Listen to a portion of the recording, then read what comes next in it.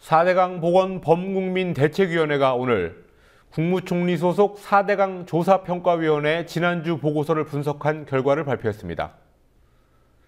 이들은 4대강 조사평가위원회 활동에 의해서 4대강 사업이 무용지물이라는 사실이 재확인됐다고 평가했습니다.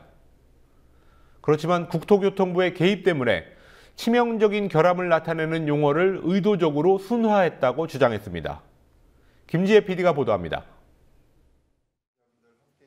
환경단체 등으로 구성된 4대강 보건 범국민대책위원회가 오늘 오전 서울 정동에서 기자회견을 열고 국무총리 소속 4대강 사업조사평가위원회 보고서의 분석 결과를 발표했습니다. 4대강 대책위는 조사가 부실하게 이뤄질 것이라는 예상이 현실이 됐다고 총평했습니다. 총체적으로 결과 보고를 할 때 부실로 나타날 것이라는 우려가 있었는데 이번 결과 보고 할 때 이런 부분들이 현실이 되었다는 것들이 입증이 되었고요. 사업을 할 필요가 있었느냐에 대한 총체적 평가를 먼저 내려줬어야 했습니다. 그러나 이번 조사평가위원회에서는 그런 평가가 없었죠.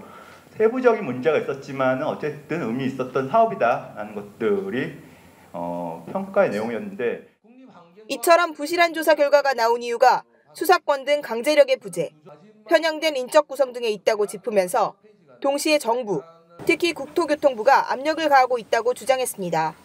저게 파이팅 현상입니다. 아마 지금 한만보 밑에 저렇게 모래가 올라오잖아요. 이번에 조사평가위원회에서는 저런 현상을 용소섬이라고 표현을 했어요. 제일 처음에는 그것을 파이핑 현상이라고 규정을 하고 이야기를 하다가 외부의 압력에 의해서 그것이 용소섬, 누수 용출 현상, 최종적으로는 그렇게 말이 줄어들었다. 파이핑은 보상류의 물이 기초 지반을 통해 하류측으로 침투하면서 나타나는 현상입니다.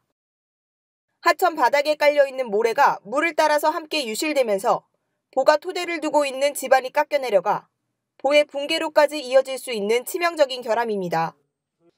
박창근 교수는 파이핑 용어를 이른바 마사지하기 위해 국토부가 개입하면서 4대강 조사위원들 사이에서 논쟁이 있었다고 주장했습니다. 이번에 파이핑도 내부적으로는 확인을 했어요. 했는데 표현하기를 파이핑으로 할 수가 없는 거예요. 그러다 보니까 그러면서 내부적으로 많이 싸웠대요. 이걸 파이핑인데 왜 아니라고 하냐. 파이핑으로 표현하자. 안 된다. 하자. 안 된다. 안 된다 하다가 결국은 힘 있는 쪽에서 4대강 조사위의 보고서에서도 이러한 정황이 보입니다. 4대강 조사위는 파이핑 현상을 보상류의 물이 기초 지반을 통해 하류측으로 침투한 것이라고 정의했습니다. 이어 6개 보의 하류측에서 누출, 용출 현상이 발견됐다며 그 경로는 보상류 측의 물이 기초 지반을 통해 침투한 것이라고 지적했습니다.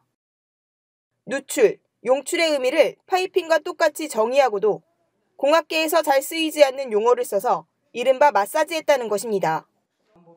박 교수는 파이핑 현상이 가장 심한 곳으로 낙동강에 건설된 창녕 하만보를 지적하며 공개된 보고서에는 누락된 그래프를 공개했습니다.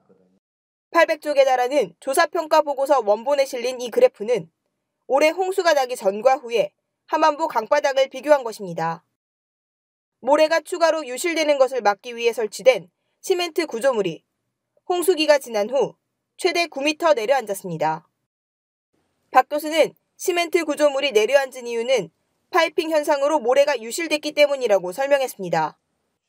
또 국토부가 지금도 4대강 조사위에 개입하고 있다며 초기 조사 자료를 그대로 공개하라고 주장했습니다. 80명의 작업반이 조사한 내용을 한 점 가감 없이 있는 그대로 다 공개를 해라. 지금 한 차례, 두 차례 수정이 지금 들어갔습니다. 두 차례 수정이 지금 들어가고 있는데 이 수정 과정에서 민감한 문제들은 전부 다 걸러낼 것으로 저는 지금 듣고 있습니다. 한편 국회 입법조사처는 이명박 정부 당시 한국수자원공사의 부채가 2조 원에서 14조 원으로 7배 늘어났다고 밝혔습니다. 이 가운데 4대강 사업으로 인해 발생한 부채는 7조 4천억 원으로 부채 증가분의 60% 이상을 차지했습니다. 국민TV 뉴스 김지혜입니다.